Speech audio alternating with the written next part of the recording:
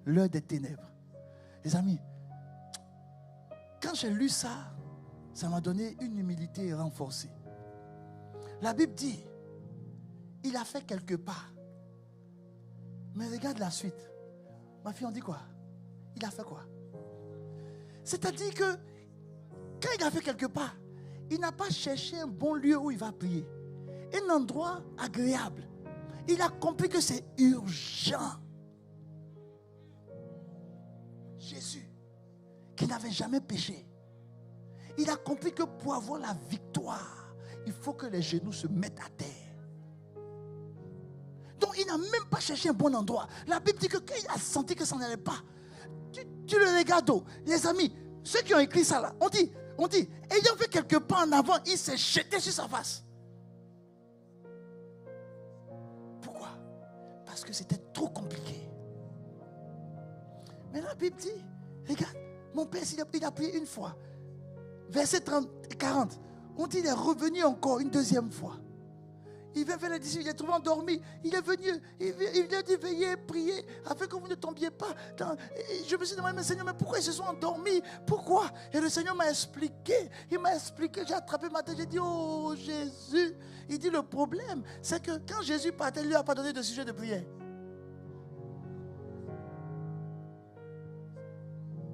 Tu peux imaginer, ma vie, toi et moi, tu viens avec ton leader. Et puis il dit, viens, on va aller prier. Je te laisse, et puis moi, je m'éloigne, je m'ai prié. Je ne t'ai pas donné de sujet de prière. Pourquoi tu veux qu'on prie? Parce qu'on se rend compte que tu es dans un sentiment d'urgence. Tu sautes à terre, tu commences à prier. Pourquoi on doit prier? Mais tu ne nous dis rien. Il n'avait pas de sujet de prière. Mais la Bible dit, Jésus va. Deuxième fois, troisième fois. Quand il revient une troisième fois, la Bible nous dit ce qu'il a fait une troisième fois. Revenez une troisième fois. Il dit, il s'éloigna une seconde fois. Allons-y une troisième fois. Une troisième fois. Une troisième fois. Oh, on dit qu'il s'éloigne d'eux. Et puis il prie pour la troisième fois. Il fait quoi? Répétez quoi? Vous savez, il a répété ça pendant combien de temps? Plus de 3 heures de temps. Et ça, le Seigneur m'a dit, tu n'as pas besoin de sujet de prière. Tu peux venir dans la prière et puis dire, je t'aime, je t'aime, je t'aime, je t'aime. Je t'aime, je t'aime, je t'aime, je t'aime, je t'aime, je t'aime, je t'aime, je t'aime, je t'aime, je t'aime. I love you, I love you, I love you. Tu peux faire ça pendant 3 heures. Dieu dit, tu es en train de le prier. Pourquoi? Parce que tu te rends compte qu'il y a une puissance qui est venue, qui est en train de détourner ton amour pour l'emmener vers les choses bizarres. Donc tu reviens dans la prière, tu sautes à terre et puis tu dis, je t'aime, je t'aime, je t'aime. Non, j'aime pas ce que tu... Non, c'est toi que j'aime, c'est toi que j'aime. Ah, je t'aime, je t'aime, je t'aime, je t'aime. Et puis tu es dessus.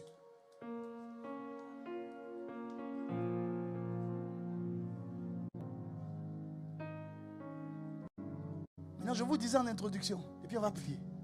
Je vous disais en introduction, j'ai posé la question à Dieu, pourquoi tu n'élèves pas tes enfants? Il dit parce que même quand ils sont abaissés, ils n'ont pas pris l'habitude de mettre un hôtel de prière. Le jour où ils sont occupés, on va les tuer. Parce que les amis, il y a des niveaux. Si tu arrives là-bas, si tu n'as pas une vie de prière, tu deviens du poisson fumé pour eux.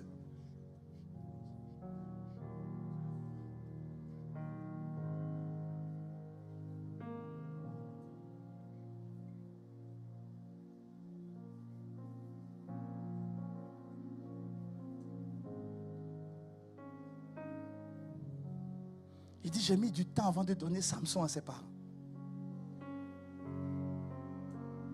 Pourquoi j'ai mis ce temps? Pour qu'avant lui, avant qu'il vienne, ils apprennent à le consacrer.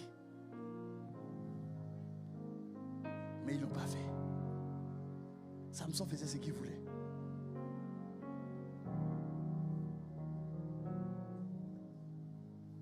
Pourquoi je vous dis ça? Pourquoi je vous dis ça? Ce n'est pas écrit quelque part, mais vous savez pourquoi je vous dis ça?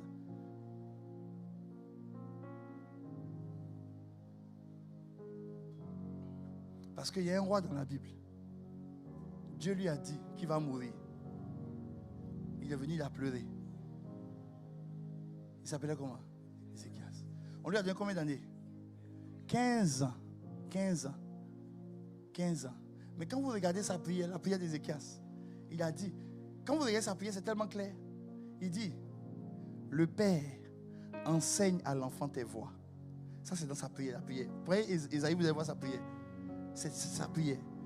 Ça veut dire que Dieu lui a dit, je vais te donner 15 ans. Mais il faut que tu enseignes à ton enfant mes voies. Les amis, quand il a eu les 15 ans, il n'a pas fait. Est-ce que vous savez que le fils d'Ézéchias, il a fait plus couler le sang en Israël qu'aucun autre roi? Est-ce que vous savez que c'est lui qui a tué le prophète Ésaïe? Ah, vous ne savez pas ça? Il a mis Ésaïe dans un tronc d'arbre, puis il a scié le tronc d'arbre.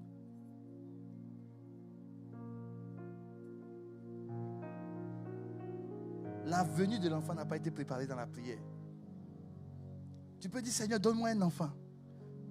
C'est bien, c'est une bonne prière. Mais quel temps tu prends pour prier pour cet enfant? Parce que s'il tarde, ça veut dire qu'il transporte une grande destinée. Si ton mariage tarde, c'est parce que ton mariage transporte quelque chose de grand.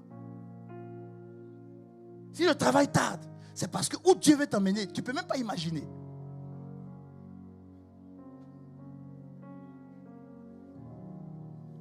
Un seul mot, une seule phrase, on va prier ça pendant 10 minutes.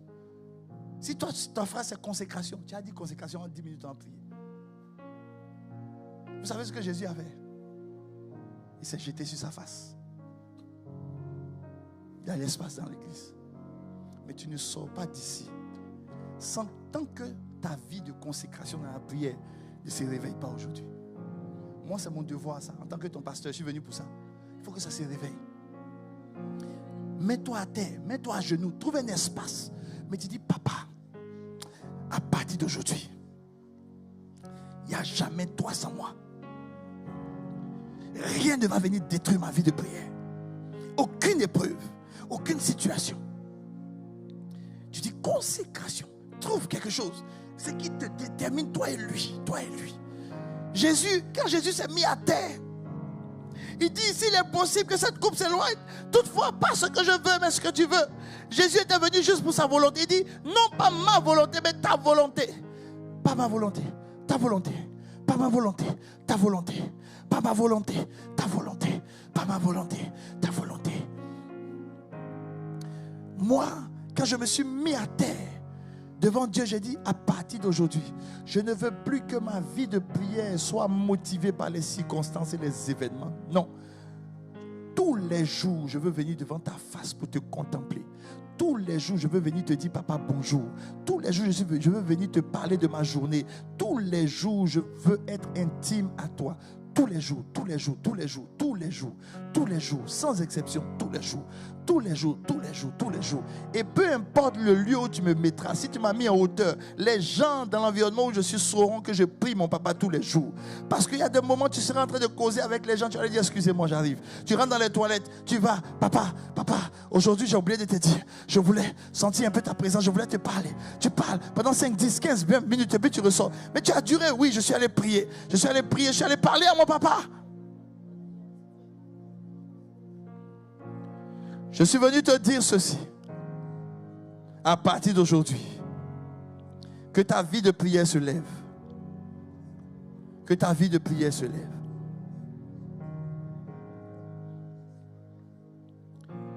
Papa, nous sommes jetés devant ta face pour te dire que nous ne connaissons rien.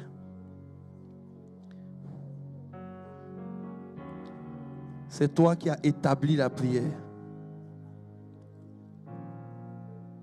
Tu dis, s'il y a beaucoup de querelles, s'il y a des divisions, c'est parce qu'il n'y a pas de vie de prière. Si l'ennemi rentre au milieu de nous pour s'aimer la discorde, c'est parce que nous n'avons pas bâti un hôtel de prière. Moi-même, tu m'as fait ce reproche. Tu m'as dit, prends tes enfants, prends tes fils et tes filles. Aujourd'hui, vous avez un local, une maison ici. Enfermez-vous. Venez bâtir l'hôtel de prière. Venez me chercher dans la prière. Priez-moi. Cherchez-moi. Priez-moi. Priez-moi. Priez-moi. Il dit, je vous rendrai puissant. je vais vous conduire moi-même sur ma montagne sainte. Le lieu où tous vos holocaustes, tous vos sacrifices seront agréés. Le lieu où je vais dominer pour vous. Le lieu où je vais briser la force de l'ennemi pour vous. Le lieu où je vais briser ce qui faisait la force de vos ennemis. Comme je l'ai fait pour Israël. Comme je l'ai fait pour Israël. Comme je l'ai fait pour Israël. Je me mettrai devant vous et je combattrai pour vous. À partir d'aujourd'hui, votre vie de prière s'est levée. À partir d'aujourd'hui, ta maison est une maison de prière. À partir d'aujourd'hui, ta vie est une vie de prière. Quand tu n'as pas de sujet, ça peut être juste un mot que le Saint-Esprit met dans ton cœur. Et tu répètes ce mot toute la journée. Toute la journée. Toute la journée. Un jour, il mettra dans ta bouche miséricorde. Miséricorde. Miséricorde. Miséricorde. Miséricorde. Un autre jour, il mettra la foi. La foi. La foi. Un autre jour, il mettra viens au secours de ma foi. Viens au secours de ma foi. Viens au secours de ma foi. Viens au secours de ma foi. Viens au secours de ma foi. Un autre jour, il mettra je refuse la peur. Je refuse la peur. Parce que depuis un moment, l'ennemi est en train de t'effrayer par des attaques bizarres. Il attaque tes songes. Il t'attaque physiquement. Et ta vie de prière a commencé à baisser. Alors tu viens dans la présence de Dieu. Et tu dis au secours, papa. Au secours. Viens au secours de ma vie de prière. Viens au secours de ma vie de prière. Viens au secours de ma vie de prière. Viens au secours de ma vie de prière. Viens au secours de ma vie de prière. Viens au secours. La Bible dit, lorsque tu pries, Jésus priait, un ange est descendu. Quand il y a l'autel de prière, les anges montent et descendent. Dieu enverra un ange pour te fortifier. Dieu enverra un ange pour te donner la foi. Dieu enverra un ange pour te donner de traverser cette situation. Dieu enverra un ange pour te donner de traverser cette situation. Oui, je te l'assure. Je te l'assure. Je te l'assure. Manere bradosa. À partir d'aujourd'hui, ma vie de prière n'est plus la même. Ma vie de prière n'est plus la même. Chaque jour, je viendrai devant papa. Chaque jour, je viendrai le contempler. Chaque jour, je viendrai rechercher sa face. Chaque jour, je viendrai devant papa pour lui parler, pour lui expliquer des choses. Chaque jour, je viendrai, oui, en conversation avec papa, chaque jour. Papa, merci.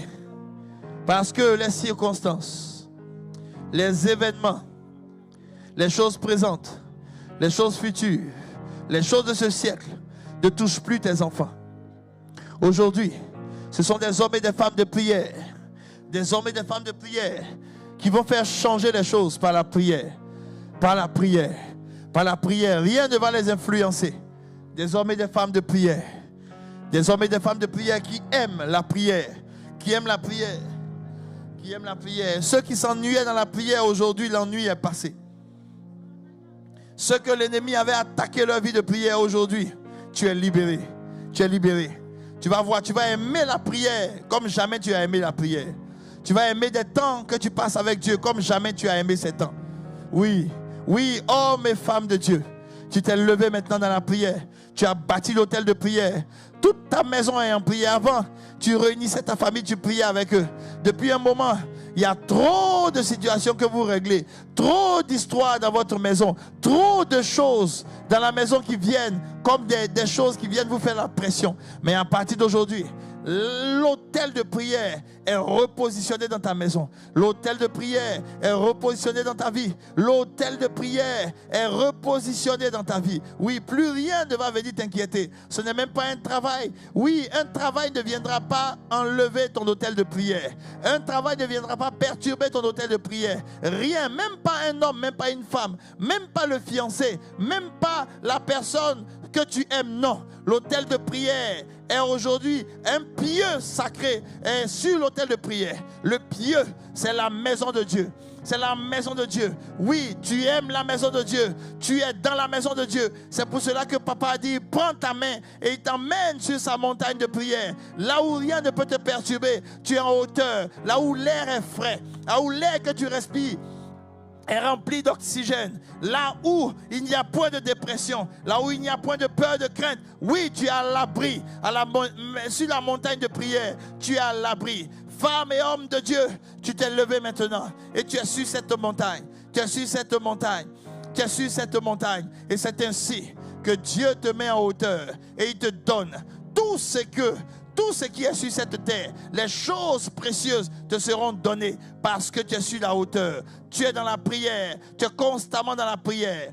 Papa, merci. Merci. Ce que j'ai constaté dans ta parole, tous ceux qui faisaient des exploits, qui voyaient des miracles dans leur vie, c'était des hommes et des femmes de prière. À partir d'aujourd'hui, nous sommes ces personnes. Nous te rendons toute la gloire dans le nom de Jésus. Pendant que tu te lèves tout doucement, certains peuvent rester comme ça pour prier, pour prier, pour prier. Papa, merci pour ce merveilleux moment que nous avons passé dans ta présence. À la fin de ce culte, les paniers seront là. Vous pouvez simplement aller déposer tout ce que vous avez prévu. Je veux terminer ce temps de prière, ce temps dans la prière simplement. Et s'il y a des personnes qui ressentent de rester encore quelques temps pour prier, faites-le, faites-le. Il n'y a rien qui vous presse. Papa, merci pour ce merveilleux moment. Ah, tu m'as montré combien de fois l'ennemi s'était amusé. S'était amusé avec la vie de prière de tes enfants. Papa, lorsque j'ai regardé l'église et tu m'as montré la note que tu as donnée à cette église, tu m'as dit, mon fils, ma fille, mes fils, sachez une chose, c'est que tout se prend dans la prière. Tout se prend dans la prière. Votre élévation se prend dans la prière. La protection se prend dans la prière. Et il y a des prières que vous faites aujourd'hui qui agiront dans quelques années. Mais on ne cesse jamais de prier. On ne cesse jamais de prier. On ne cesse jamais de prier. Et il m'a donné cette image. Il a dit, quand tu t'es lavé hier, est-ce qu'aujourd'hui tu te laves encore? J'ai dit oui, papa. Il dit, tu te laves tous les jours parce que tu veux être constamment propre. Il dit, vous êtes environné de ténèbres. Vous êtes environné de ténèbres. Tu ne peux pas passer 2 ou 3 jours sans prier. Dans le monde spirituel, tu es vide. Tu es vide. Tu es vide. C'est pour cela que Jésus, c'était comme se laver, comme se brosser les dents. C'était tous les jours, constamment, tous les jours, tous les jours, tous les jours. C'est ce qui se passe avec toi. Et le Seigneur m'a montré que l'ennemi avait enlevé le goût de la prière. Le goût. Parce que la prière était associée à un objectif d'exaucement. Mais dites-moi, quand vous lisez les moments de prière de Jésus, à quel moment on dit que sa prière a été exaucée? À quel moment? On ne parlait même pas d'exaucement. On dit qu'il était constamment. C'était sa coutume. On a lié la prière à l'exaucement. C'est pour ça que la prière a commencé à être fade, parce qu'on ne voit pas d'exaucement. Mais à partir d'aujourd'hui, c'est ton style de vie. C'est ton mode de vie. Tu es dans la présence de papa. Tu viens simplement le contempler. Il y a des moments comme ça où tu rentres dans sa présence et puis tu te dis, mon enfant, ne dis rien. Ne dis rien. Ne dis rien. Mais je vais remplir ton cœur de mon amour et de ma paix. De ma paix. De ma paix. Un jour, je suis venu dans la présence du Seigneur et puis il m'a dit, j'avais soupiré parce que j'avais vu l'apôtre Mohamed Sanogo faire ça. Dis à Dieu, Seigneur, je veux juste te contempler. Je ne veux pas te porter de sujet de prière. Moi, je suis arrivé dans la présence de Dieu, j'ai dit, Seigneur, j'ai remarqué une chose. Depuis le décès de mes parents, j'ai des peurs subites de l'avenir, du futur. Il y a plusieurs années de cela. J'ai dit, je ne veux plus rien te demander sur l'avenir, mais je veux une seule chose. Ôte la peur de mon cœur. Et les amis, un jour, je suis venu dans sa présence. Il m'a dit, tais-toi, ne dis plus rien. Contemple-moi. Et je l'ai contemplé. Je me souviens ce jour, j'ai chanté le même chant pendant plus de 3 heures. Le même chant. Le même chant. Le chant qui dit, c'est moi. Oui. Voilà. Et c'est ça que j'ai chanté tout le temps. Et les amis, je vous assure, quelque chose qui m'est jamais arrivé, m'est arrivé ce jour-là. C'est comme si il y a quelque chose qui est entré dans mon cœur. Et j'ai commencé à avoir la paix de Jésus. La peur a disparu à telle enseigne que rien, je vous assure, rien ne me ferait. Rien. Quand souvent les gens disent, oui, votre pasteur est calme, il est serein. C'est parce que il m'a donné sa paix. Et là, j'ai compris le passage quand il dit, je vous laisse, je vous donne ma paix. J'ai compris ça. Bien-aimé, tu vas rentrer dans ces moments de prière où il va te donner ce qu'il est. Il va te donner ce qu'il a. Il va te donner ce qu'il a. Il va te donner ce qu'il a. Et tu vas voir que tes faiblesses vont disparaître. Vont disparaître. Vont disparaître. Tu vas voir que la personne avec qui tu vivais, qui t'énervait, va cesser de t'énerver parce que Jésus t'aura donné sa paix. Papa, merci. Parce que l'autel de prière est établi dans ta maison. Nous te rendons toute l'honneur, la gloire. Merci pour ce merveilleux soir. Nos maisons sont entre tes mains, bénies entre tes mains, dans le nom de Jésus. Amen. Merci d'avoir écouté cette prédication. Si ce message t'a fait du bien, n'hésite pas à liker, commenter et à partager cette vidéo à tes proches. Abonne-toi à notre chaîne YouTube pour ne rien manquer des prochaines publications. Que Dieu te bénisse.